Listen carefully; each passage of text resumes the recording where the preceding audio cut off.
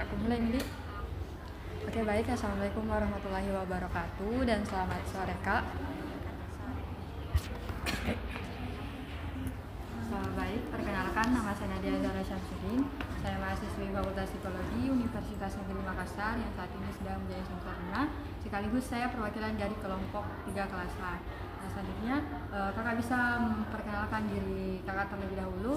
Silakan sebut nama, asal universitas, dan kakak itu organisatoris di organisasi apa? Oke, terima kasih. Perkenalkan, nama saya Anissa Latifah Kamalia Putri dari Universitas Hasanuddin. Sekarang lagi fokus di organisasi Society of Renewable Energy. Oke, Kak, sebelumnya saya mengucapkan terima kasih banyak atas kesediaan kakak mau mengikuti wawancara ini dan bersedia menjadi testi dalam wawancara kali ini. Terima kasih banyak, Kak. Selanjutnya, untuk tujuan wawancara ini adalah untuk memahami lebih dalam mengenai peran, tanggung jawab, serta kebutuhan yang ada dalam jabatan yang saat ini kakak emban. Nah, kami ingin mendapatkan gambaran yang lebih jelas tentang bagaimana jabatan tersebut itu bisa berkontribusi pada pencapaian tujuan organisasi. Nah, wawancara ini itu akan berlangsung dalam beberapa tahap. Yang pertama, kita akan membahas peran dan fungsi dari jabatan yang kakak emban. Terus yang kedua, kita akan mendalami tanggung jawab utama, keterampilan yang dibutuhkan, tantangan yang mungkin dihadapi, serta indikator keberhasilan dalam menjalankan tugas. Nah, proses ini mungkin akan memakan sekitar 30 menit, dan di akhir sesi akan ada kesempatan untuk kakak memberikan masukan atau pertanyaan jika ada hal yang ingin kakak tanyakan atau klarifikasi. Saya juga izin melakukan rekaman dalam bentuk audio. Apakah kakak bersedia? Bersedia. Terima kasih, Kak. Apakah semuanya sudah jelas dan siap untuk kita mulai? Jelas. Oke, baik, Kak. Untuk pertanyaan pertama, apa nama jabatan yang sedang kakak emban saat ini? Staf Apa itu, Kak? Staf Divisi Inovasi dan Implementasi. Oke, apa fungsi utama dari jabatan tersebut dalam struktur organisasi? Mencari pendanaan untuk program implementasi yang berdasarkan dengan energi terbarukan. Apa tujuan utama dari jabatan ini untuk mendukung pencapaian visi dan misi dalam organisasi SRP? Tujuan utama untuk menyukseskan dari tujuan organisasi ini sendiri dalam mengakselerasi percepatan energi terbarukan di Indonesia. Percepatan energi apa tadi, Kak? Terbarukan. Selanjutnya, apakah jabatan ini tuh memiliki jabatan yang di atas atau di bawahnya? Jika iya, apa jabatan tersebut? Kalau di atas ada beberapa, yang pertama manajer, terus direktur, vice presiden, lalu presiden. Kalau yang di bawah tidak ada.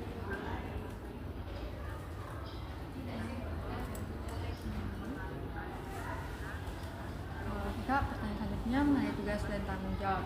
Yang pertama itu, apa saja peran dan tanggung jawab utama dalam jabatan ini? Perannya yang pertama sebagai pengingat untuk menjalankan rapat di setiap bulan, hampir setiap bulan. Terus untuk saya sendiri itu tugasnya memang sekretaris di divisi. Jadi selain mengingatkan jadwal rapat, yang kedua itu sebagai notulen. Terus yang ketiga itu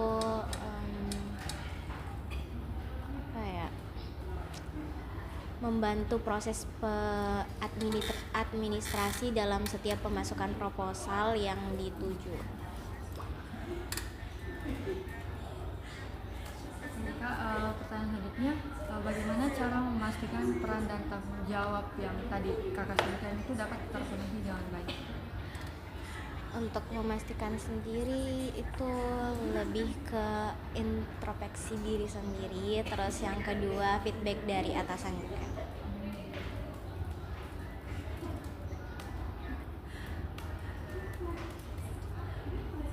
Kak, selanjutnya, apakah terdapat tanggung jawab tambahan yang didapatkan oleh jabatan ini? Tidak sih. Pertanyaan selanjutnya, Berapa banyak waktu yang dihabiskan untuk menjalankan setiap tugas utama dalam menjalankan jabatan ini? Itu di atas 10 jam dalam seminggu. Di atas 10 jam dalam seminggu. Berarti kalau 1 bulan kurang lebih 40 jam ke atas? Kalau dirata-ratakan sih mungkin di sekitar 7-8 jam per minggu. Cuman kalau saya kerjanya kebetulan itu based on ada semacam funding yang buka baru kerja. Kalau misalnya lagi ndak ada ya ndak kerja juga. Oke baik Kak, pertanyaan selanjutnya mengenai keterampilan dan kualifikasi. Nah pertanyaan pertama itu, keterampilan utama apa yang diperlukan untuk menjalankan jabatan ini dengan efektif? Yang pertama time management, terus yang kedua itu communication, lalu yang ketiga kayaknya 2 itu sih yang penting. Oke, pertanyaan selanjutnya Kak, apa kualifikasi pendidikan dan pelatihan yang diperlukan untuk posisi ini? Kalau kualifikasi sepertinya tidak ada, karena kan kita masih mahasiswa. Kalau yang kemarin mereka jawabnya apa? Kalau Ridho itu dia bilang ada pelatihan yang didapatkan. Kalau mencalonkan katanya ada semacam dibuatkan key training dari jabatan sebelumnya. Iya. Nah kalau ini kualifikasi pendidikan sama, kalau dia bilang tidak ada sebenarnya, cuman karena sebelumnya juga dia jadi bagian dari divisi ini toh, 2 periode ini, jadi makanya mungkin dia dipercaya untuk naik ke jadi manajer. Ya, kalau saya enggak aja sih karena staff.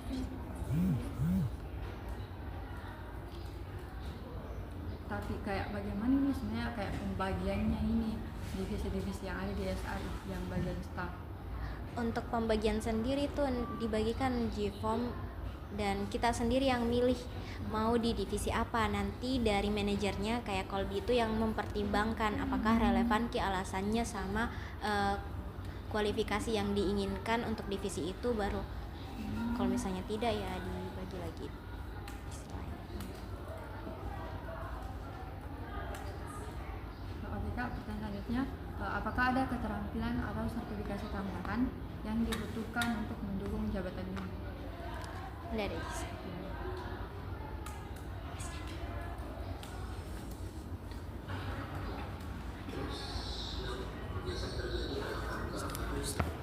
Oke Kak, pertanyaan selanjutnya mengenai penggunaan alat dan teknologi. Nah pertanyaan pertama, perangkat, alat atau teknologi apa saja yang digunakan dalam menjalankan jabatan ini? Handphone dan laptop.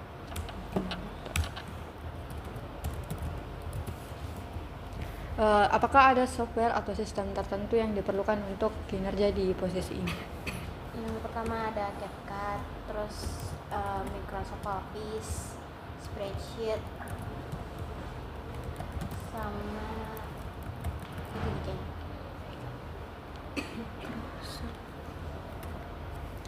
Pertanyaan selanjutnya, bagaimana peran teknologi dalam mendukung efisiensi dan efektivitas dalam jabatan ini?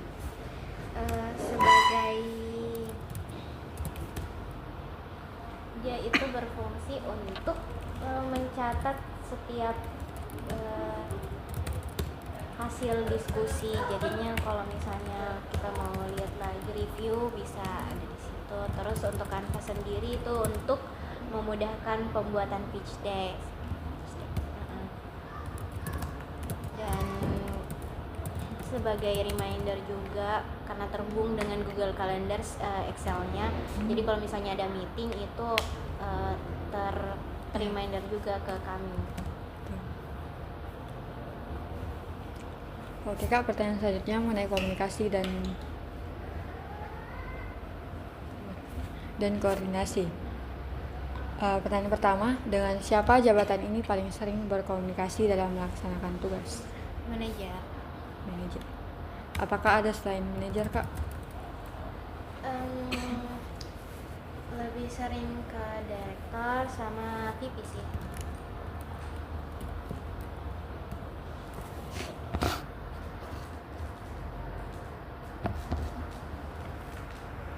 Oke, pertanyaan selanjutnya, seberapa sering perlu berkoordinasi dengan divisi lain dalam menjalankan peran ini? Kalau untuk berkoordinasi itu tidak terlalu sering, karena biasanya yang langsung berkoordinasi manajernya sendiri.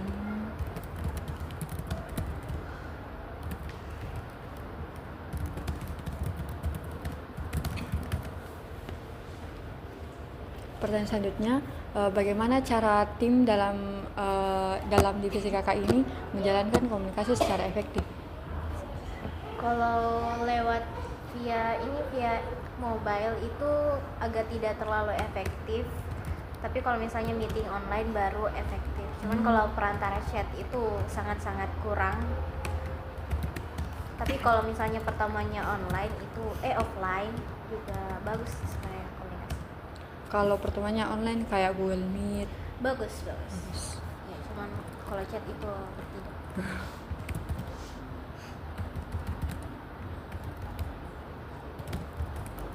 Oke Kak, pertanyaan selanjutnya mengenai beban kerja dan tantangan. Yang pertama, apa tantangan terbesar yang dihadapi dalam menjalankan peran ini? Yang pertama, budaya kerjanya sangat berbeda. Karena saya yang biasanya tidur mungkin jam 9, jam 10 bertemu dengan anak-anak teknik ya. Mereka juga deadlineer. Sama sih, saya sebenarnya juga deadlineer, cuman mereka level atasnya deadlineer betul-betul pas di detik-detik terakhir. Astaga. Beban kerjanya, budaya kerjanya suka kejar deadline. Apakah itu berimpact untuk kita juga? Iya, tentunya berimpact. Jadinya jam tidur berubah semenjak masuk di organisasi ini. Itu jangan dikasih tahu. Tidak aman. Karena kemarin juga sama yang seperti dibilang Kolbi dan Rido mention juga kalau jam tidur itu kurang. Iya.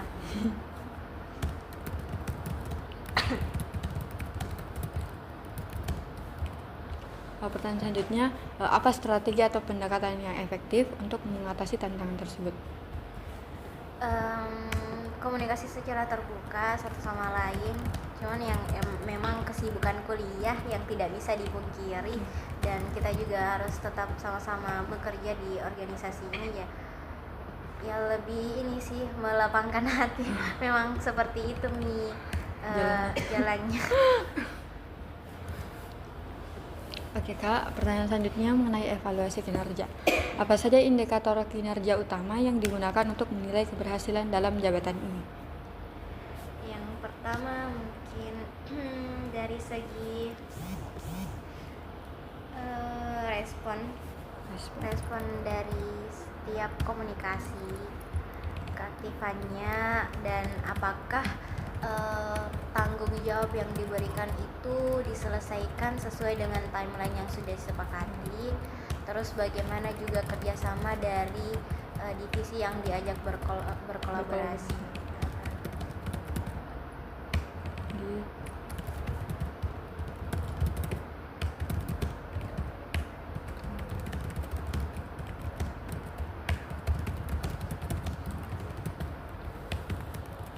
Oke Kak, pertanyaan selanjutnya, seberapa sering evaluasi kinerja dilakukan untuk jabatan ini dan siapa yang bertanggung jawab dalam evaluasi tersebut? Kalau untuk spesifik jabatanku sebagai staff itu tidak, mereka tuh langsung evaluasi per divisi. Jadi hampir setiap bulan itu ada monthly meetingnya, dan misalnya dari setiap 3 bulan juga itu ada evaluasi per divisi, karena kan ini saya subdivisi.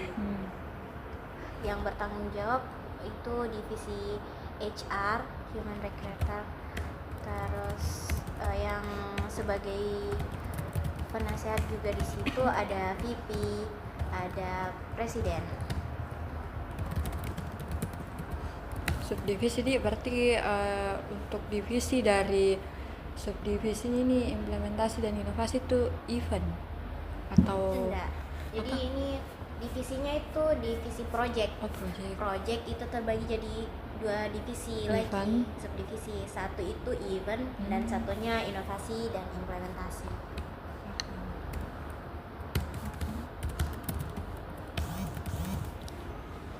Oke Kak, pertanyaan selanjutnya, bagaimana kondisi lingkungan kerja, fisik maupun mental yang terkait dengan jabatan ini? Kurang lebih Kak yang di kondisi fisiknya maksudnya. Kalau kondisi fisik, misal kayak untuk jabatan ini biasa lebih menguras tenaga sekali, sampai-sampai capek ki fisik, cepat ki kelelahan. Biasa kayak mulai juga tertunda tugas karena kelelahan ki gara-gara urus ini organisasi. Baru kalau mental misalnya kayak mungkin kayak banyak tekanan dari atas. Kalau dari fisik sendiri itu karena memang rata-rata membernya di teknik, jadinya kadang harus ya mengorbankan juga ke sana dari sini dan apalagi kalau misalnya lagi sibuk-sibuknya lagi ngejar deadline itu harus bolak-balik dari sini ke teknik. Dan itu biasa udah bukan dalam waktu yang sebentar, biasanya sampai malam, dan kadang opsi terakhir ya bermalam di sana di di penginapannya manajer kok kalau. Terus kalau untuk mental sendiri ya karena saya latar belakangnya berbeda dari mereka, jadi ada kayak semacam dorongan untuk berkontribusi lah. Karena kan kalau misalnya dari segi ide itu agak sulit di saya, jadinya inovasi itu muncul dari teman-teman teknik, terus saya itu bagian di administrasi sama developmentnya yang bagian.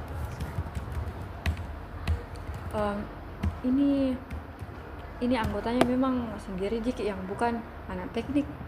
Kalau di divisiku itu sendiri dari non teknik, tapi kalau dari yang lain itu ada juga dari MIPA, dari FEB, lumayan beragam juga di SRI, tapi memang didominasi sama anak-anak teknik karena baru 2 tahun kalau nggak salah buka untuk non teknik membernya. Sebelumnya itu memang fokus teknik. Iya.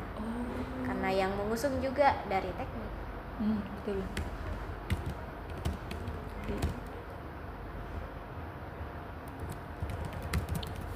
Oke Kak, pertanyaan selanjutnya, apakah ada peluang pengembangan karir atau promosi di jabatan ini?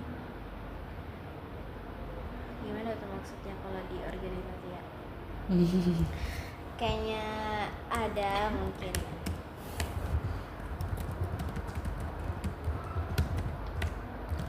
Mungkin bisa disebutkan kayak pengembangan karir apa yang bisa Anda dapatkan di organisasi SRI? Pengembangan karirnya itu bisa jadi womanpreneur di bidang energi hijau.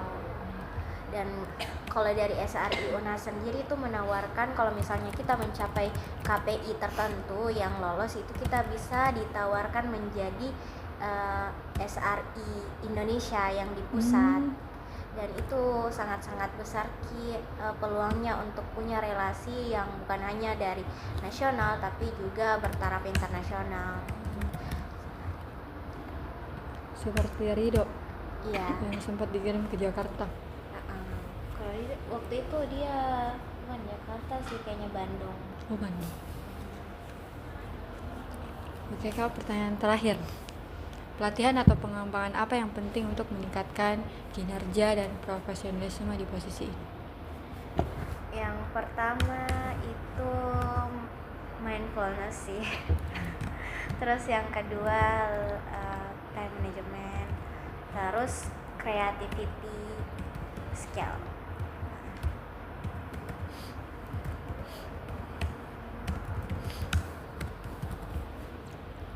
Kak, karena itu tadi pertanyaan terakhir, maka berakhir sudahlah wawancara kita pada sore hari ini.